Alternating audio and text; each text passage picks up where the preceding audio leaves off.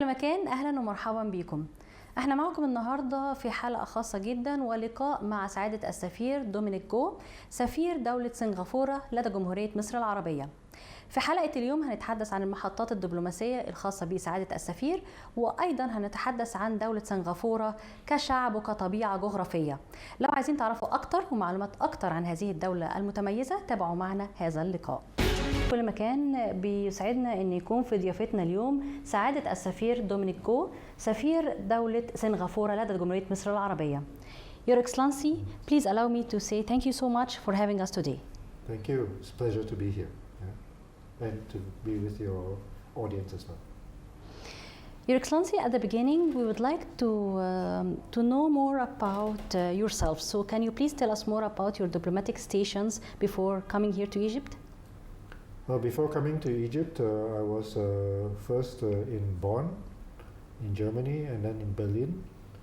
And then I spent some time also in New York with the UN. And I did a sabbatical in Boston with the Fletcher School. And just before coming to Egypt, I was in Laos, in Southeast Asia, as ambassador. So this is the first country in the Middle East, Egypt. So for me, this is the first country in the Middle East, yes. And I think it's very interesting because my experience before this was in Europe, Germany, America, UN, Southeast Asia, and now Egypt. So I think that gives me a good overview of the world and the developments in the whole world. So I think it gives me a good experience overall. If you allow me, we would like to have this episode and talk more about Singapore. So I would start by asking about the geographic nature of Singapore and what distinguishes this nature of Singapore, whether they have mineral resources or only seaside things. Can you please tell us more about it? Well, Singapore is a small country. So we are an island country, and in total we are less than 800 square kilometers. So we are smaller than the city of Berlin, actually. The whole country is smaller than the city of Berlin. However, we have no natural resources, so we only have the people of Singapore, and that is our most important resource. So when the first Prime Minister, Mr. Lee Kuan Yew, when he took over office, he said that because Singapore only has the people, so we have to make sure we improve our human resources, focus on education, and make sure that our people are, highly educated and hardworking, so that and be the best workers in the region, so that foreign investors want to come to Singapore. For hardworking people and highly knowledgeable people. So education was the first target for the country to have their development in the other fields. Yes, exactly. We already know worldwide that education development in Singapore is well known. So can you tell us headlines about how did you do it? Well, I think Singapore, firstly we have 4 major races in Singapore. So we have the Malay, the Indian, the Chinese, and then the mixed races. And the thing about Asian people is that we always want, that there is a high focus on education among Asian people. And so it was relatively easier for Singapore to promote education because already the nature of the people is that they want to be highly educated. So the government just needs to put in place the system and the teachers, and naturally the people will want to reach a high level of education. So I think when I was growing up, we had primary schools, secondary schools, and the important thing is that we became pragmatic. So we did not say that because we are an Asian country, we are a majority Chinese country, that we focus on Chinese language for education. So the government decided that for education we use English. For business we use English. For government we use English. And the reason for this is so that our people are very internationalized, and we can communicate all over the world because we are all educated in English. And to ensure the high standard of education, we said that we maintain the British system of education, and all our high school graduates have to pass the Cambridge examination, O-level and A-level, and so that ensures that our people meet a certain minimum standard of education, and that they are, because they have an O-level, A-level, they can easily find positions in the universities all over the world, because they have an internationally recognized high school diploma. Education leads me to ask about the tourism sector. The tourism sector is a major sector in Singapore. Of course, Singapore is well known as the most beautiful tourist destination in the whole world. So, can we say that the education has a part or a role to help in development of the tourism section, or no?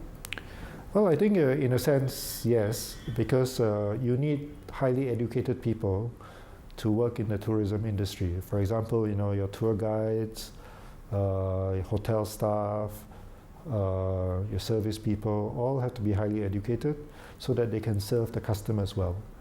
And so education does play an important role. For Singapore, tourism is important because it brings much benefit for the economy. For many international people come to Singapore for conferences, for leisure, for shopping, and this is all very important to boost our economy. So in the past, Singapore was known and still is known to be a shopping paradise. So people come from all over Asia to come to Singapore because they know in Singapore they can get all sorts of international goods at a low price. And it's good qualities. And good quality. So for example, in the whole world, I've just read on the internet that Singapore is one of the best places in the whole world to buy a watch, because the prices are competitive in Singapore if you want to buy a high quality watch. This is one example. And all the international brands are in Singapore. So people from Indonesia, from Malaysia, from China, they come to Singapore to do their shopping. So I think this is very important. But apart from shopping tourism, we also have business tourism, and we try to bring a lot of trade shows, so construction show, food show, logistics show, all sorts of trade events we bring to Singapore. And this also helps to boost our tourism, because once you have a big trade show in Singapore, thousands of people from all over the world will come to attend. And this is how we boost our tourism. Yeah.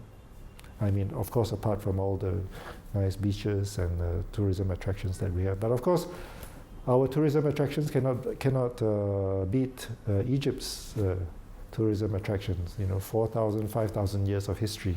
So I think Egypt has a lot to offer. And Egypt can do a lot to promote more tourism to come to Egypt. Can now we talk about the people? I would like to know more about the traditions of the people and the customs and how they live their normal life. So because we have three major races, Chinese, Malay and Indians, so each of the races have their own ethnic traditions and their own cultural traditions. So for example, right now in Singapore is what we call the Hungry Ghost Month for the Chinese. And this is a time when the Chinese believe that the souls of their ancestors are released from the underworld and are out together with the people. So during this time, the Chinese people will put out food on the streets for the ghosts, the ghosts of the ancestors to come and eat, And they also at night will put on Chinese opera shows as entertainment, not just for the Chinese people, but also for the ghosts who are out. You have a certain message during this entertainment to spread in the theater or something like this? Or the message is that the ghosts of your ancestors are out of the underworld, so we should respect them and take care of them. And it is part of the Chinese tradition, so that is why we put out the food for them. So we are looking after our ancestors. Okay. This is the reason. So and also, of course, a big festival for Chinese people is Chinese New Year, and this is a time when families get together. All generations of the families will meet in one location, and have a meal, exchange gifts, and so on. And so for the Malay people are mainly Muslim, and so of course then they follow the Islamic traditions like Ramadan and Eid, Al-Adha, and so on. So this will be very familiar to Egyptian people, but also familiar to Singaporean people because we live with our Muslim brothers and sisters. And so even though you are Chinese, you have Muslim friends and you understand what is from the time that you are in school, you understand that you have Muslim friends, they fast during Ramadan, you have to take care not to make them exert too much so that they can get through the day when they are fasting. And then for the Indian people, they have their Indian traditions like Diwali, where festival of lights, and where they celebrate their New Year by putting out lights everywhere, and the families visit each other, and they eat very interesting Indian sweets. So in Singapore, we grew up with all these different traditions, and because we have friends from all the different races, we participate also in each of these cultural traditions. Culture in the same country, it also leads me also to the same thing, to think about the tourism sector, because it's really things like this makes any tourist who comes feels friendly because he had different atmospheres with different people, so he doesn't feel like a stranger in the place. I would like to ask about the founded father of the Singaporean independence. Can you tell us about this great man and the role he did? Well, I think Mr. Lee Kuan Yew was our first Prime Minister, and we were very lucky because Singapore, when we got independence, we have no natural resources, and many people thought that Singapore would fail as a country in those days because we were a poor country in those days. But through Mr. Lee Kuan Yew's leadership, we have now become one of the world's highly advanced economies, and this is all due to the systems that he put in place, the education, the economic benefits for investors that he put in place.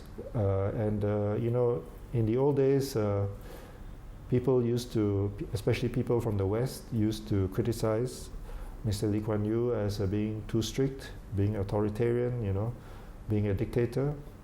But important thing is that he lifted Singapore's development, and from a very poor country, now we are a developed country. And I think this is a very important development, and we should recognize Mr. Lee Kuan Yew's achievements in what he has done. From a country that nearly failed to one of the most successful countries in the world. I think this is very important. Your Excellency, I would like to talk about the first female president, President Halima Yaqub. And I would like to know more, after knowing about her, I would like to know more about the role of women in Singapore. Well, Madam Halima Yaqub is our first female president, and also our first Malay Muslim president who wears the headscarf. So I think this is a very important symbol for Singapore to show our multicultural, multi-ethnic nature. And she, I think, did a lot to promote Singapore in the world. So just recently she made a state visit to Qatar, and this was very important to help to boost the relationship between the two countries. And of course she's been visiting many other countries in the world. So I think especially when she goes to the West, the fact that she is a Malay, she's a Muslim, she wears a headscarf, and she's a leader of one of the most successful economies in the world, I think this is a very important signal for the Western people to see. Yes. And can we talk a little bit about the role of women in general in Singapore? Well, the role of women is very highly advanced. I think since the 1960s, Mr. Lee Kuan Yew, as I said earlier, that human resources is our only resource, and as a result, we cannot close off half the population. So when you talk about education, about employment, we engage both male and female, and so the role of the ladies, they have equal opportunities in education, in employment, and so on. So I think there is no issue about equal opportunities for ladies in Singapore. In this great diversity in the Singaporean citizen, how can you describe the Singaporean cuisine? Well, the Singaporean cuisine is highly diverse, and I would say that the Singaporean people are highly spoiled for choice. Because, for example, when I go back for holidays, I could have Indian food for breakfast, Malay food for lunch, and Chinese food for dinner. And of course, we have many other international choices like Japanese, Vietnamese, Italian, French, and so on. So, as a result of which, Singapore people are very used to having a wide diversity of choice. When it comes to the local cuisine, I would say that even though we have Chinese people, Malay people, or Indian people, the cuisine has become slightly adapted over time, so that it is not purely Chinese anymore. It is not purely Malay or not purely Indian. It has some local adaptations. So a Chinese person coming from China or from Hong Kong, they come to Singapore, they might not recognize some of the Chinese dishes that we have in Singapore because it's already become Singaporean. With a Singaporean print. With a Singaporean print, exactly. Yeah. Your Excellency, it was a pleasure having you today, and please allow me to have another interview to talk about the relations between Egypt and Singapore. Thank you so much for I look this. forward to this. Thank you very much. مشاهدينا في كل مكان، كنا معكم في حلقة اليوم في ضيافة سعادة السفير دومينيك جو، سفير دولة سنغافورة لدى جمهورية مصر العربية. تحدثنا مع سعادة السفير عن محطاته الدبلوماسية قبل مجيئه إلى القاهرة، وأيضا تحدثنا عن دولة سنغافورة. تكلمنا عن دولة سنغافورة وتطورها في مجال السياحة وأيضا التعليم، لأنه قال إن هو التعليم حاجة كانت أساسية وكان لازم إن هم يعملوا لها نوع من أنواع التطوير عشان يقدروا ينهضوا بالدولة وبالمواطنين. وتحدثنا عن العادات والتقاليد الخاصة بالشعب السنغافوري، وختمناه بأن احنا تحدثنا عن طبيعة الأكلات والحياة العامة بتاعة هذا الشعب الجميل. اسمحوا لنا ان يكون في ان شاء الله لقاء تاني مع سعادة السفير نتكلم فيه عن العلاقات المصرية السنغافورية في ان شاء الله الحلقة القادمة. لكن حتى الآن بشكركم لحسن متابعتكم لينا، وإلى اللقاء.